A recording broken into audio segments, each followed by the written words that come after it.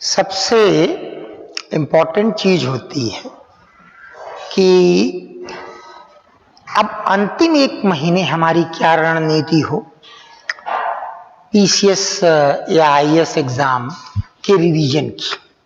Syllabus बहुत ज्यादा होता है, समय बहुत कम होता है, दबाव बहुत होता है।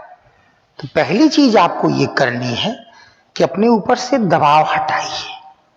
आप देखते होंगे कभी कभी मैच बहुत जब रोमांचक हो जाते हैं, कोई भी मैच, तो जो कैप्टन या जो बैट्समैन, बॉलर, फील्डर ज्यादा जो है कूल रहते हैं, स्ट्रेस उनके चेहरे पे कम दिखती है, वो अपनी टीम को जिता ले जाते हैं। ठीक यही आपको करना है, सबके साथ होता है। जितने लोगों ने भी आईएएस पीसीएस के एग्जाम दिए हैं, सबके साथ ही होगा कि अंतिम क्षणों में लगेगा अरे ये बच गया है, वो बच गया है, क्वेश्चन मैं कर रहा था, मेरे क्वेश्चन गलत हो गए।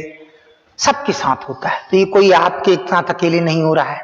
पहले तो आप ये सोचिए, आधा तनाव आपका इसी में कम हो जाएगा। फिर एक रणनीति बनाइए। आज इस पोर्शन में हम लोग यूपी पीसीएस को फोकस करते हैं, तो रणनीति ये होनी चाहिए कि यूपी पीसीएस में कुछ क्वेश्चन कुछ पोर्शन से ज्यादा आते हैं। नेशनल मूवमेंट, जियोग्राफी, पॉलिटी, उसी प्रकार से साइंस टेक।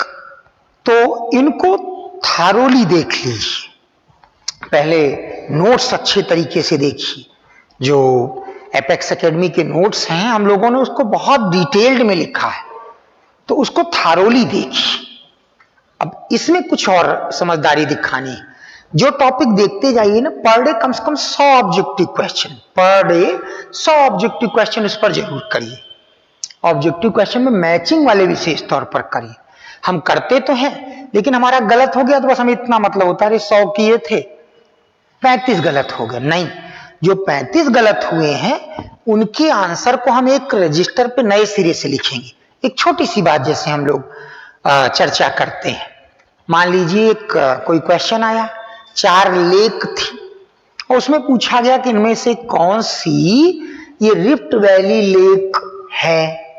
तो आपको तो बताया गया है कि भाई जब धरती में 2 स्थानों के बीच का कोई स्थान दब जाए या किसी एक स्थान के अगल बगल के 2 स्थान उठ जाए, उसके बीच जो लेक बन जाती, that is rift valley lake. जैसे कि अफ्रीका में टांगानिका है, टांगानिका। तो उस परिस्थिति में आपको नीचे लिखना चाहिए रजिस्टर में कि अफ्रीका में टांगानिका रिफ्ट वैली लेक है। ये नहीं कि इस क्वेश्चन का सी आंसर होगा, बस बात खत्म। फिर सी ही दिमाग में रहेगा। और ऐसे लिखने से जो गलत हो जाए, आपका रिवीजन बेहतरीन होता है। कुछ चीजों पे मैं चर्चा करूं, हो सका तो हम लोग एक एक पोर्शन पे अलग अलग बात कर लेंगे। वैसे रिवीजन की क्लासेस तो चली रही हैं, तो आप देख ही रहे हैं कि उसमें हर पोर्शन के ये सेगमेंट इंपॉर्टेंट है, इस पर हम लोग चर्चा करते हैं। लेकिन फिर भी जियोग्राफी में एक काम करिएगा, मैप से मित्रता कर लीजिए। आप लैटिन अमेरिका, उसी प्रकार से अफ्रीका, एशिया के तमाम देशों की जो कैपिटल्स हैं उनको जरूर तैयार कर लीजिए। रिवर्स देखिए, एक छोटी सी बात है लेकिन रिवर्स देखिए। रसिया की कितनी रिवर्स नॉर्थ टू साउथ आ रहे हैं, कितनी साउथ टू नॉर्थ जा रही हैं। उसी प्रकार से चाइना की कौन कौन सी रिवर जो है वो ईस्ट टू वेस्ट या वेस्ट टू ईस्ट जा रही हैं, कितनी जो है साउथ की ओर आ रही हैं। उसी प्रकार से साउथ ईस्ट एशिया में कौन कौन सी रिवर किन किन देश से जा रही हैं। कुछ प्रमुख शहर दुनिया भर के किस रिवर के तट पे आप पाएंगे कि इस पे क्वेश्चन तो आने ही आने हैं। तो थोड़ी सी मेहनत कर लेते हैं। सरल सा तरीका इसका ये होता है कि आप इन सब चीजों का एक चार्ट बना लीजिए। मार्केट से ढेर सारे ब्लैंक मैप आते हैं वर्ल्ड के, इंडिया के, उस पे बना के अपने सामने दिन भर रखिए, एकदम याद आ जाएगा। और कौन सा सिटी किस रिवर पर है, इसको भी आप ऐसे ही चार्ट बना लीजिए, दिन भर सामने रखिए, आप देखेंगे आपके लिए बड़ा सरल हो जाएगी। ऐसे ही कैपिटल के विषय में भी कर लीजिए। कहने कोई छोटी चीजें, लेकिन आप पाएंगे ये पीसीएस में खूब मात्रा में आ रही है, तो इसको ध्यान से देख लीजिए। उसी प्रकार से जैसे पॉलिटी का रिवीजन कर रहे हैं, तो आजकल पॉलिटी में कॉन्स्टिट्यूशन के किस पार्ट में क्या है ये खूब पूछ रहे हैं, मैचिंग करवा रहे हैं। आपको लिखवाए गए हैं नोट्स में, आप उसको ध्यान से देखिए, उसको रिवाइज करिए। उसी प्रकार से कुछ खास खास आर्टिकल्स, इन पर भी आपकी नजर रहनी चाहिए। हम लोग जब नोट्स बनाते हैं तो देखिए सबसे पहले कोई टॉपिक है तो आर्टिकल्स, जो आर्टिकल लिखाए गए उसको तो मिस भूल कर मत करिएगा, एक बार कोशिश कर लीजिए। कॉन्स्टिट्यूशन अमेंडमेंट पर अलग से नजर डाल लीजिए। उसी तरीके से शेड्यूल 5 शेड्यूल 6 के अंतर पे नजर डाल लीजिए। जब 7th शेड्यूल कॉन्स्टिट्यूशन की आएगी तो देख लीजिए कौन कौन से आइटम स्टेट लिस्ट में है, कौन कौन से कंकरेंट लिस्ट में है, कौन कौन से यूनियन लिस्ट में है, इस पर भी नजर रखिए। साइंस टेक में, खासतौर पर टेक्नोलॉजी वाले पोर्शन में आप अच्छे तरीके से भारत के स्पेस प्रोग्राम के विषय में जो नई चीजें आई हैं मैंने आपको स्पष्ट रूप से लिखाया है। SLB, ASLB, PSLB, GSLB के बाद जो GSLB Mark 3 और आजकल उसको लाइट व्हीकल Mark 3 LMB3 के नाम से पुकार रहे हैं, बाहुबली भी बोल रहे हैं, इनका अंतर लिखाया है, थोड़ा सा देखें। तो ऐसे माइन्यूट चीज की जो डिफरेंसेस है इस पे थोड़ी नजर रखिए। बायोलॉजी वगैरह के पोर्शन में बैक्टीरिया से होने वाले रोग, वायरस से होने वाले रोग और ये किस अंग को प्रभावित करते हैं, हम लोगों ने कोविड-19 पर विधिवत चर्चा की है। RT-PCR टेस्ट क्या है, ये कोविड-19 की फुल फॉर्म क्या है, म्यूटेंट क्या होते हैं, कैसे आते हैं, तो थोड़ा इन पर भी नजर डालिए।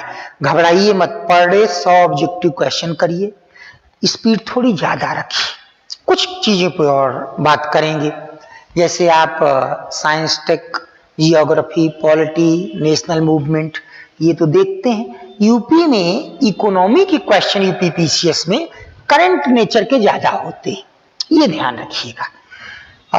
इसके अलावा सेंसस के क्वेश्चन थोड़े कम आने की गुंजाइश हम लोग गेस कर रहे हैं, क्योंकि सेंसस 2021 की हुई नहीं है, लेकिन फिर भी एक बेसिक नॉलेज तो रखिएगा। यूपी स्पेशल के क्वेश्चन बहुत ज्यादा आने की उम्मीद है, इसीलिए हम लोग यूपी स्पेशल की सैटरडे स्पेशल क्लास ले रहे हैं। वो नोट्स अच्छे तरीके से याद रखिएगा। जो बच्चे वो क्लासेस पिछली मिस कर गए हैं, वो सारी क्लास एपेक्स एकेडमी के ऐप पे उपलब्ध करा दी गई हैं, सबको उपलब्ध करा दी गई, उसके लिए कोई चार्ज नहीं लिया जाएगा, तो उसको ध्यान से देख लीजिएगा। थोड़ा सा कल्चर पे भी नजर रखिएगा, वर्ल्ड हेरिटेज साइट्स पे। उसी प्रकार से इन्वायरमेंट वाले पोर्शन को इग्नोर मत करिएगा। इन्वायरमेंट हम लोगों ने बहुत थॉरोली पढ़ा है, तो पूरा इकोसिस्टम क्या है, इकोलॉजी क्या है, बायोम क्या है, सब पे अलग अलग हम लोगों ने ध्यान दिया है, उसको अलग से देख लीजिएगा। रामसर साइट्स क्या हैं, भारत में कितनी हैं, तमिलनाडु में कौन सी हैं, यूपी में कौन सी हैं। उसी प्रकार से मैप वाइज नेशनल पार्क कहाँ कहाँ है, आजकल north to south, east to west बहुत पूछ रहे हैं।